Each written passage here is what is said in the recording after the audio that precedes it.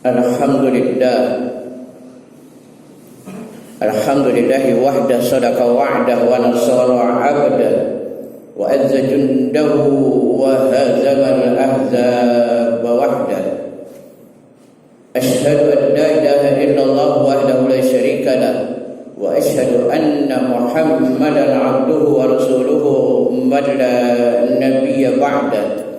Allahumma shalli wa sallim ala hadzal nabiyil karim sayyidina Muhammadin wa ala alihi wa ashabihi wa ansarihi wa junudihi wa man jahada fi sabilillahi ila yaumiddin. Amma ba'du. Fa ya ayyuhal muslimun rahimakumullah, ittaqullaha haqqa tuqatih wa la tamutunna illa wa antum muslimun. Faqad qala Allah Ta'ala fil Qur'anil Karim, a'udzu billahi minasy syaithanir rajim, bismillahir rahmanir rahim.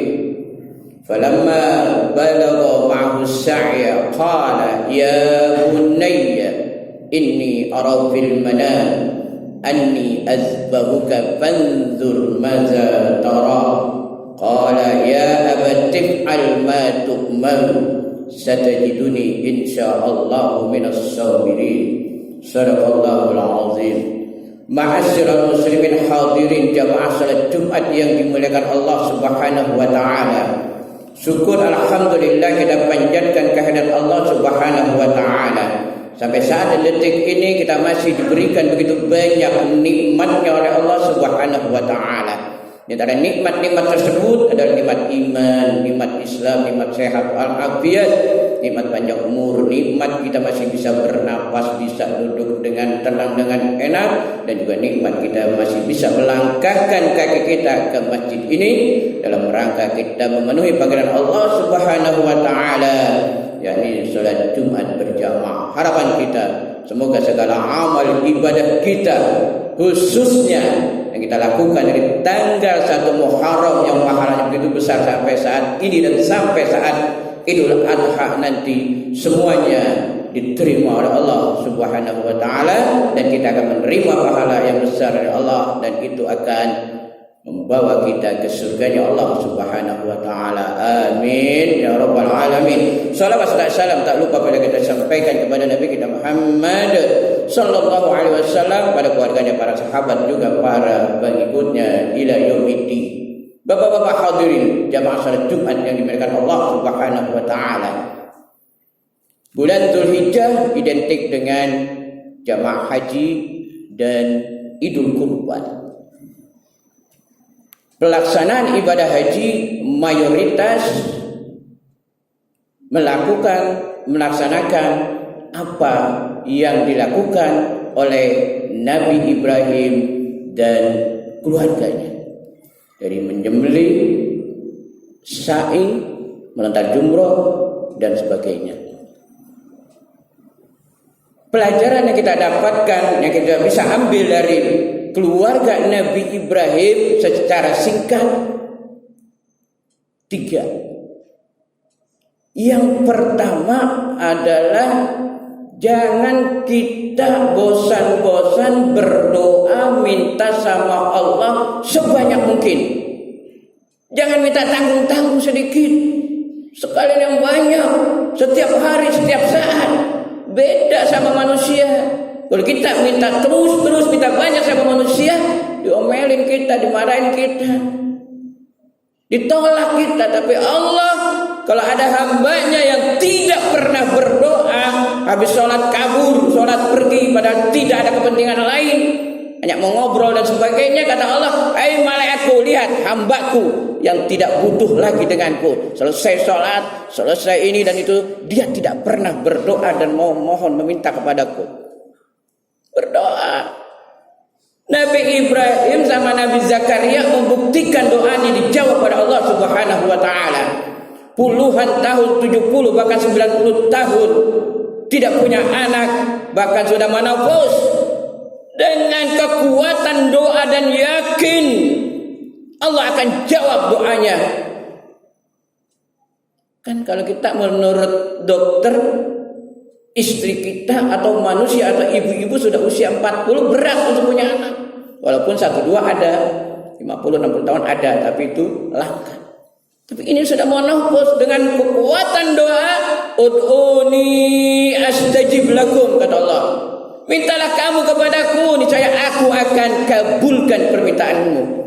Wa iza sa'alaka ibadi, Rasulullah, apabila hambaku bertanya tentang aku, inni qarib, sungguhnya aku dekat, ujibu da'watad da'i idza da'an, aku akan mengabulkan permintaan hambaku apabila dia meminta. Ma'asyiral muslimin yang dimuliakan Allah Subhanahu wa taala, jangan putus asa.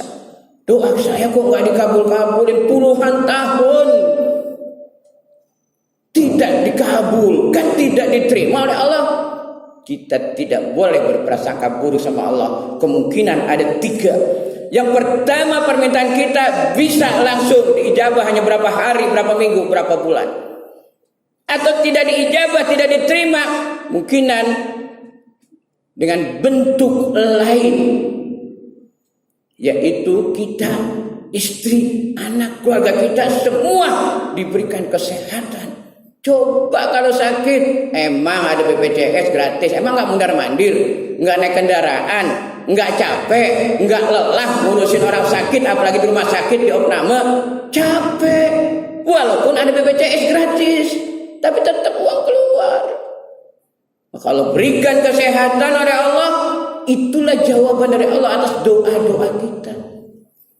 Atau yang terakhir, emang tidak diberikan di dunia, tapi Allah tahan.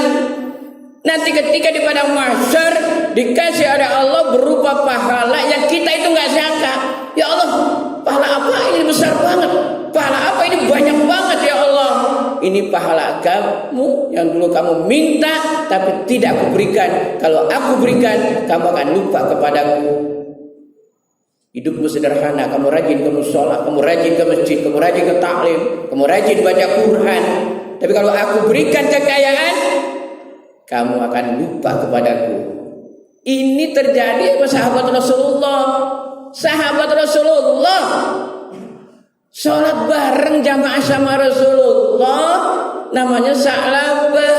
Setiap habis sholat doa sedikit kabur pulang, terutama subuh, dan waktunya cuma sedikit. Setiap hari seperti itu ditanya sama Rasulullah, ya Sa'labah, kamu saya lihat tidak seperti yang lain. Wiridnya sebentar, doa sebentar. Ya Rasulullah, bagaimana saya akan doa lama, apalagi sampai suruh. Istri saya nungguin kain yang saya pakai ini harus bergantian sholat dengan istri saya di rumah. Maka dia minta doa, kata Rasul, enggak usah, jangan. Nanti kalau saya doain, saya kasih modal, kamu kaya lupa. Enggak ya Rasulullah. Akhirnya Rasulullah kasih pasang kambing dan didoain. Jadi kalau ada orang minta doa sama kita, terutama ingin rezeki, jangan didoain doang, kasih juga modal.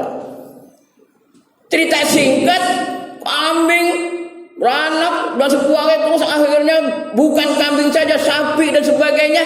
Lama-lama ke masjid 1 waktu ditinggalkan, 2 waktu ditinggalkan, 5 waktu ditinggalkan, sholat di rumah. Lama-lama di rumah pun juga tidak sholat karena sibuk mengurus hewannya yang begitu banyak. Datang ayat, turun ayat zakat, tagih zakat sama sahabat. Wahai sahabat atau Rasulullah, tagih zakat sama sahabat, nggak diberi. Rasulullah dikhianati, dibohongin. Akhirnya ketika Rasulullah mau meninggal, sebelum wafat dia sakit, datang Rasulullah minta tobat karena Allah berikan sakit. Uangnya, hartanya habis, tobat Rasulullah. Ya bahasa kitanya, gua lu bohongin. Katanya tetap rajin sholat, rajin ke mushola, ternyata kagak. Suruh zakat enggak mau, zakat ternyata enggak ngasih. Ya, tidak terima. Rasulullah wafat, datang ke Abu Bakar. Kata Abu Bakar, jangankan gua, kata Abu Bakar, Rasulullah tingkat imannya, takwanya, kekasih Allah, dia aja enggak nerima taubat kamu, apalagi saya. Masyaallah muslimin yang dimuliakan Allah Subhanahu wa taala. Terus sampai ke Umar, dan di zaman Utsman meninggal dalam keadaan mengenaskan. Masyaallah muslimin yang dimuliakan Allah Subhanahu wa taala. Jadi kita tidak boleh bersangka dengan Allah. Doa aja, minta saja. Seperti Nabi Ibrahim dan Nabi Zakaria. Kemungkinan juga ada bapak-bapak di sini sudah sekian tahun, 5, 6, 7 tahun, 11 tahun, 15 tahun, 20 tahun belum punya anak. Yakin minta sama Allah, tapi tetap dengan usaha. Masyaallah muslimin dan Allah Subhanahu wa taala. Yang kedua,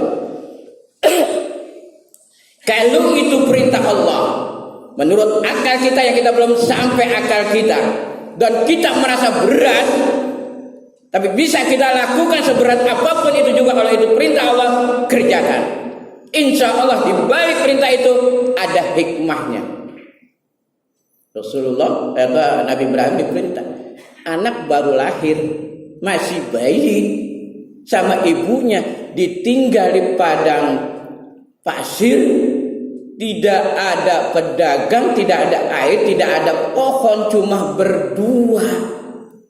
Kita jangan bayangin seperti sekarang, enak di Mekah, hotel bertingkat-tingkat, berbintang-bintang, licin jalan. Dulu zaman Nabi Ibrahim, bukan zaman Rasulullah lagi. Zaman Rasulullah masih ke sono lagi. Ibu sama bayi ditinggal. Kata Siti Hajar, bang, ini perintah Allah. Iya, ini perintah Allah. Pergi bang, tinggalkan saya berdua. Allah tidak akan menyia-nyiakan saya. Ini perintah Allah. Dia yakin karena ini perintah Allah, maka akhirnya jadi Mekah, akhirnya ada air Zam-Zam, akhirnya Ka'bah, akhirnya banyak orang yang melaksanakan ibadah haji, khususnya tawaf di Ka'bah sekarang. Ini karena peristiwa Siti Hajar dan anaknya bayi Ismail yang ditinggal hanya berdua. Coba yang punya istri, anak baru lahir, istri baru lahir, tinggalnya di pasar Mampang gitu, coba. Jangan kasih duit, tinggal pasar Mampang, pagi-pagi itu sebelum pas tinggal. Teriak-teriak dia. Sampai rumah kabur marah-marah. Ya, itu banyak pedagang, banyak orang. Masyaallah muslimin dan dimuliakan Allah Subhanahu wa taala. Karena perintah Allah. Yang kedua, ketika Nabi Ismail tumbuh dewasa, sudah bisa membantu ayahnya Ibrahim, Nabi Ibrahim bermimpi mendapat wahyu, falamma balagha ma'usa ya qala ya bunayya inni ara fil manam anni azbahuka fanzur madza tara. Ketika Ismail tumbuh dewasa, sudah bisa membantu orang tuanya, ayahnya berkata, Nabi, ya bunayya, wahai anakku, ini ara fil manam, sungguhnya semalam aku melihat kamu dalam tidurku, yaitu bermimpi, adbahuka, nyembelih kamu, panzur mazatara. Sekarang bagaimana pendapat anakku? Anaknya cerdas, anak yang soleh, yang dididik oleh orang tua yang soleh, langsung menjawab, ya abatif'al ma tu'maru satajiduni insyaallah minas sabirin. Bapak, kerjain aja kalau itu perintah Allah, insya Allah Bapak akan mendapatkan saya sebagai orang atau anak yang sabar. Ma'asyiral muslimin yang dimuliakan Allah Subhanahu wa taala. Coba anak mau dipotong, anak jawab, kerjain Pak. Maka Allah, karena ini perintah Allah, saat disembelih kilat itu Allah ganti dengan kibas atau kambing domba yang bagus. Padahal ketika itu Nabi Ibrahim sudah merasa yang digorok, yang disembelih adalah leher anaknya. Kenapa? Yakin ini perintah Allah. Jangan ragu-ragu kepada Allah seberat apapun. Korban nih besok atau hari Ahad. Kita nggak punya uang, gimana berat. Tapi ya ada ustadznya mempamakan, HP kita cakep-cakep banget, anak kita di atas 1 juta, 2 juta HP-nya. Beli pulsa setiap paketan sebulan sekali minimal 50.000, bisa giliran korban nggak bisa, berat. Luar ini kenapa? Ini perintah Allah, kerjain, nanti ada hikmahnya yang kita akan petik. Masyaallah muslimin yang dimuliakan Allah Subhanahu wa taala. Singkat saja. Yang terakhir adalah kita harus selalu berusaha, bekerja dan ikhtiar, jangan putus asa. Ini dilakukan oleh siapa? Siti Hajar. Ketika dia dilepas, dibuang di lembah, tidak ada pohon, tidak ada air, tidak ada sungai, hanya berbuah. Bekalan habis, si bayi Ismail menangis. Dia naik ke Bukit Sofa, mungkin di Marwah. Ada yang bisa saya minum, bisa saya makan. Oh, ada air di sana. Dia berangkat lari kecil-kecil, sekitar 400-500 meter. Oh, sekarang enak, udah dalam masjid, adanya nggak di luar, nggak di pohon, nggak di padang pasir, di dalam masjid. Dia udah masuk bagian dari Masjidil Haram. Adem, terang, enak. Lari, nggak ada. Naik Bukit Marwah. Oh, di sana di Sofa ada. Balik lagi. Berkali-kali saya katakan, secara akal sehat 2-3 kali aja kan udah berhenti. Ngapain tadi di sana gue lihat kagak ada air, gue naik sini juga sana nggak ada. Kenapa balik lagi sampai 7 kali? Kenapa? Allah lihat kerjanya, usahanya, ikhtiarnya. Wa kulli malu fasayarallahu amalakum wa rasulahu wal mu'minun. Atau ayat 105. Katakan, kerja, usaha, ikhtiar. Allah, orang beriman, Allah dan Rasul serta orang beriman akan melihat kerja, usaha, ikhtiar kamu. Hasilnya nanti terserah Allah, bisa 10, 20, 50 tahun yang akan datang. Bisa juga kita tidak mengalami, anak cucu kita yang mengalami hasil daripada usaha kerja kita, terutama buat bangsa, buat umat, dan juga dakwah buat Islam. Usaha. Anak-anak muda baru lulus, mau ngelamar 1, 2, 3 tempat, tidak ada lowongan, ditolak. Jangan putus asa, masukin semua pekerjaan, semua ada lowongan, masukin, tanya, cari di Google dan sebagainya. Datang ditolak, cari sana, cari sini. Jangan baru 1, 2 kali, 3 kali udah. Tadi sana tolak lagi. Ya, tapi tulisan tidak ada lowongan. Malah kerja, usaha, ikhtiar. Di saat-saat kita lemah, di saat-saat kita capek, di saat-saat kita sudah frustasi, maka Allah akan jawab. Kita tiba-tiba di WA, kita tiba-tiba dihubungin, Anda namanya ini ya, silakan datang ke kantor kami akan wawancara dan sebagainya. Assalamualaikum warahmatullahi wabarakatuh. Allah Subhanahu wa taala. 3 pelajaran yang kita dapati dari peristiwa keluarga besar Nabi Ibrahim. Semoga Allah memberikan kepada kita kesehatan, panjang umur, dan kita bisa melaksanakan itu semua demi kita mendapatkan pahala yang besar dari Allah Subhanahu wa taala, dan kita mohon pada Allah kita mati dalam keadaan husnul khotimah. A'udzubillahi minasyaitonir rajim. Bismillahirrahmanirrahim. Inna a'tainakal kautsar fasholli li rabbika wanhar inna syani'aka huwal abtar. Barakallahu li wa lakum fil Qur'anil azim wa nafa'ani wa iyyakum bima fihi minal ayati wa dzikril hakim. Aqulu qouli hadza astaghfirullahal azim li wa lakum sa'iril muslimin wal muslimat wal mu'minin wal mu'minat fastaghfiruhu innahu huwal ghafurur